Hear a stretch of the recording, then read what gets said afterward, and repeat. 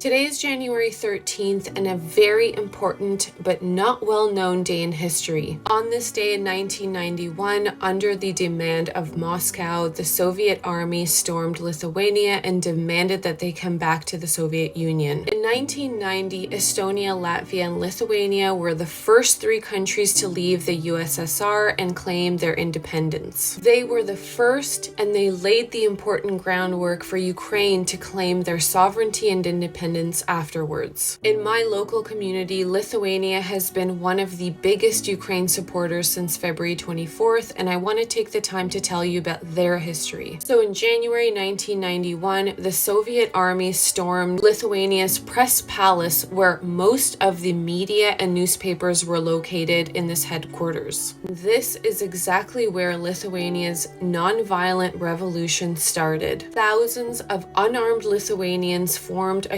human shield. One of the protectors of the parliament stated that their intention was not necessarily to win because they knew the odds were against them, but was to die.